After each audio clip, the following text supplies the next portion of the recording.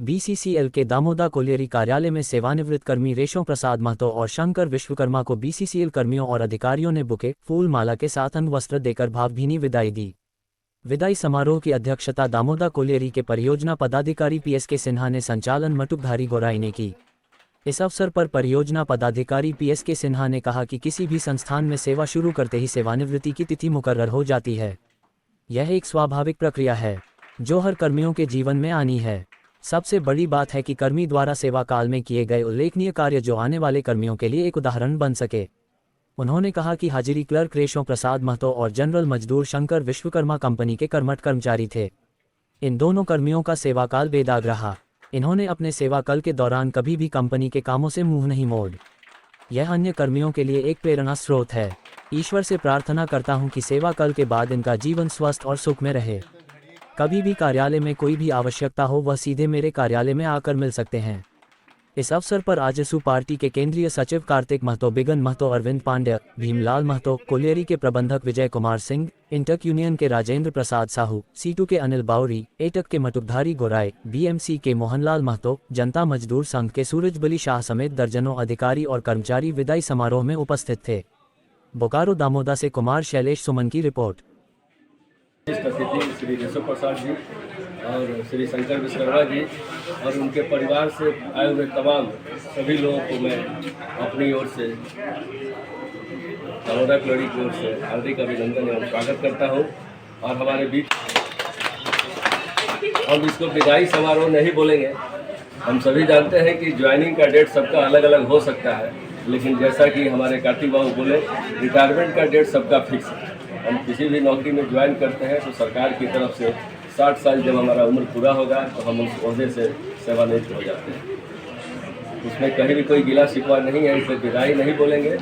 ये एक सम्मान है, सम्मान का ही इसको स्वरूप देंगे और ये दर्शाता है कि ये लोग सबके लिए कितने प्रिय थे। और जहाँ तक रेशम बाबू का सवाल है, परसों भी ये मिले हमसे, हम और ये अकेले बैठे हुए थे शाम में हाजी घर में, तो हम बोले कि आज आप बहुत अच्छा लग रहा है, स्मार्ट लग रहा है। यही वर्ड हम बोले थे कि आपका चेहरा का ग्लेज अच्छा लग रहा है।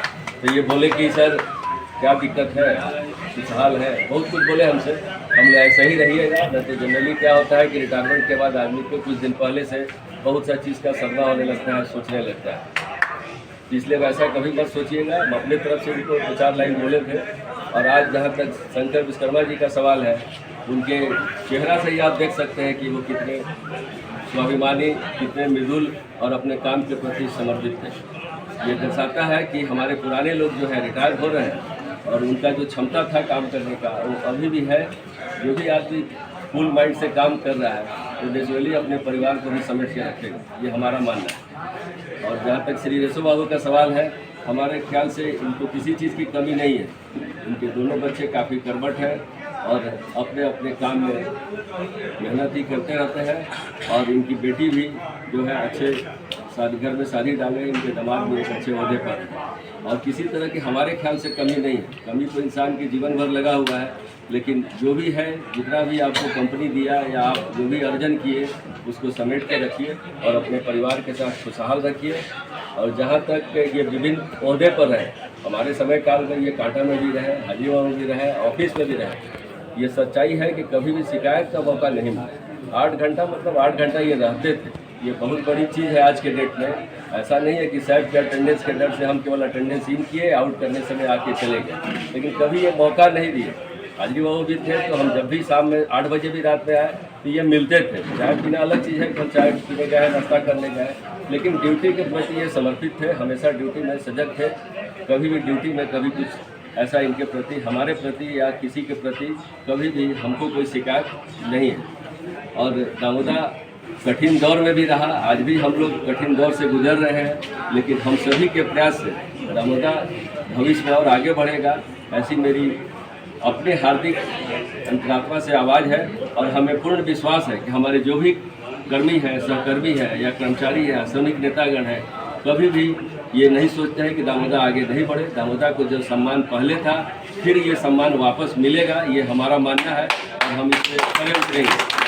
और बीसीसीएल के पटल पर नहीं, ऑल इंडिया के पटल पर भी अक्षुण छाप देगा दामोदा। ये हमारे उच्च प्रबंधन की काफ़ी पैनी निगाह है इस पर। कि दामोदर कैसे आगे बढ़ेगा। और हम सभी के सतत प्रयास से हम लोगों ने आउटसोर्सिंग से डिपार्टमेंटल पैच की अग्रसर किया। ये इतना आसान नहीं है, बहुत कठिन डगर था, लेकिन सबके मेहनत से ही आज हम यहाँ खड़े हैं और आज हम ये सम्मान के भागीदार हैं। और ये दिखाता है कि हमारे सभी कर्मी जो भी हैं, चाहे जो भी है ऑपरेटर है, चाहे जो भी ऑफिस के हैं, हमारे सभी नेतागण दिन रात लगे रहते हैं कि कैसे सर दामोदर का कुछ आगे बढ़ेगा, ऐसा हो। सभी विचार विमर्श करते रहते हैं। हमारे मीडिया से आए हुए बंधु भी काफ़ी कोऑपरेट करते हैं। हर समय ये लोग हम लोग को साथ देते हैं कि सर कैसे क्या होगा। और जैसा कि राजेंद्र बाबू भी बोले, हमको आशा है कि जो यशो बाबू का परिवार है किसी न किसी रूप से दामोदर से जुड़ा रहेगा। ये रिटायरमेंट जरूर हुआ है लेकिन आगे भी जुड़ा रहेगा।